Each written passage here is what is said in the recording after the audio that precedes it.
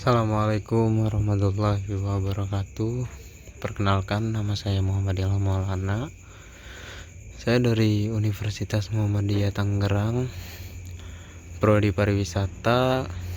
Di sini saya akan mempresentasikan untuk memenuhi tugas ujian tengah semester dalam mata kuliah pariwisata berkelanjutan dan mitigasi bencana. Oke, baik, di sini judulnya mengenai edukasi pariwisata berkelanjutan yang saya pilih. Pariwisata adalah salah satu sektor penting dalam pengembangan ekonomi nasional. Namun jika dikelola tanpa memperhatikan aspek lingkungan dan sosial, pariwisata bisa menimbulkan banyak masalah seperti kerusakan dan hilangnya budaya lokal. Karena itu, konsep pariwisata berkelanjutan menjadi solusi agar kegiatan wisata bisa tetap berjalan tanpa merugikan alam dan masyarakat. Menurut saya, pariwisata memang membawa banyak manfaat ekonomi, membuka lapangan kerja dan meningkatkan pendapatan daerah.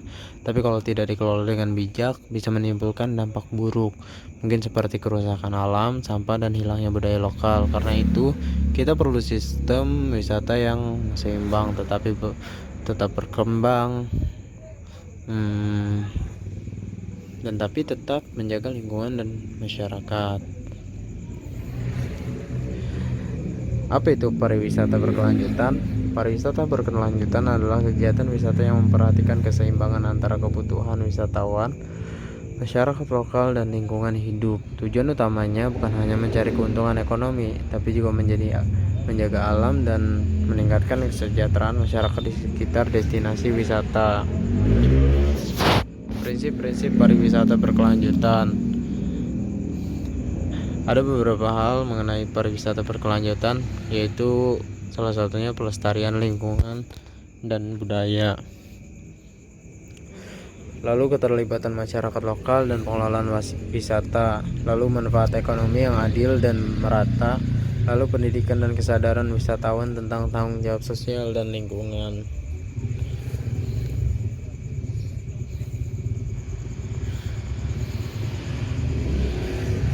Nah, ini mengenai tujuan pariwisata berkelanjutan, menjaga keseimbangan antara pertumbuhan ekonomi dan pelestarian alam. Yang kedua, memberikan manfaat langsung bagi masyarakat sekitar. Terus, melestarikan nilai-nilai budaya daerah. Lalu mengurangi dampak negatif terhadap lingkungan. Lalu meningkatkan kualitas hidup masyarakat lokal.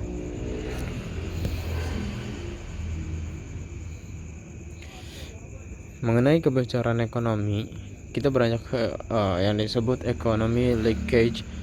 Kebocoran ekonomi terjadi ketika pendapatan dari pariwisata tidak dinikmati oleh masyarakat lokal, melainkan keluar ke pihak luar atau perusahaan besar.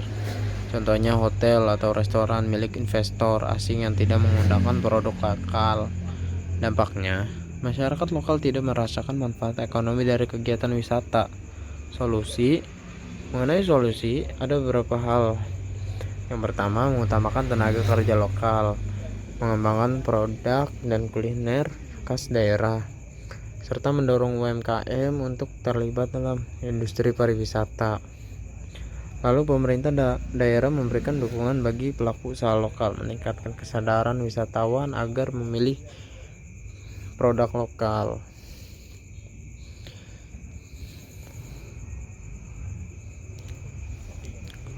Kita beranjak ke green economy. Green economy adalah sistem ekonomi yang bertujuan meningkatkan kesejahteraan manusia tanpa merusak lingkungan. Dalam pariwisata, penerapan green economy meliputi penggunaan energi terbarukan seperti panel surya, lalu pengelolaan sampah ramah lingkungan, pengurangan emisi karbon dari transportasi wisata, lalu penerapan prinsip hemat energi di fasilitas wisata. Nah, mengenai green economy ini mencakup aktivitas ekonomi dilakukan dengan prinsip keberlanjutan. Dalam pariwisata mungkin tadi yang sudah disebut, contohnya penggunaan energi, panel, dan yang lainnya. Blue economy berfokus pada pemanfaatan sumber daya laut secara bijak dan berkelanjutan. Contoh penerapan dalam pariwisata. Ada beberapa hal contoh penerapan dalam pariwisata. Salah satunya wisata bahari yang tidak merusak terumbu karang, lalu pelatihan bagi nelayan untuk menjaga kebersihan laut, lalu pengelolaan limbah laut dengan sistem ramah lingkungan, serta edukasi wisatawan agar tidak membuang sampah di laut.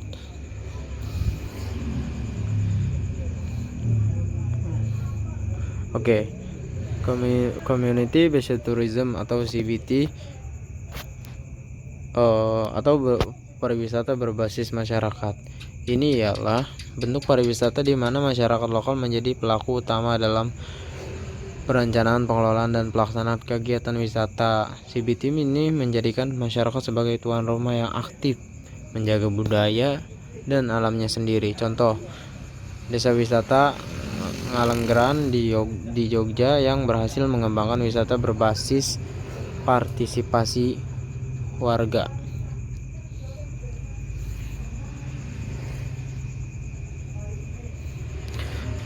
Oke, manfaat CBT. Ini ada beberapa manfaat CBT, salah satunya memberikan penghasilan langsung bagi masyarakat, lalu menumbuhkan rasa memiliki terhadap destinasi wisata, lalu melestarikan budaya dan tradisi lokal, lalu meningkatkan keterampilan dan wawasan masyarakat tentang pariwisata, lalu membentuk hubungan yang baik antara wisatawan dan warga lokal.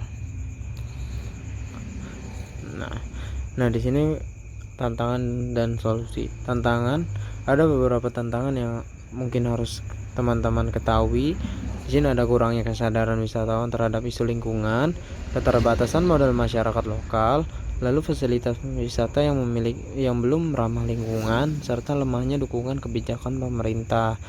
Nah, solusinya edukasi dan pelatihan bagi masyarakat, lalu kolaborasi antara pemerintah atau kampus dan swasta, lalu pengembangan kebijakan wisata hijau, lalu promosi destinasi wisata berkelanjutan secara konsisten.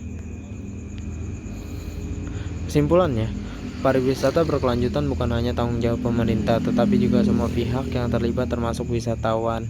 Dengan mengutamakan kelestarian alam, budaya, dan kesejahteraan masyarakat, sektor pariwisata bisa berkembang tanpa merusak lingkungan. Menjaga alam dan budaya berarti menjaga masa depan pariwisata Indonesia. Baik, cukup sekian dari saya presentasi kali ini. Lebih dan kurangnya mohon maaf. Terima kasih. Wassalamualaikum warahmatullahi wabarakatuh.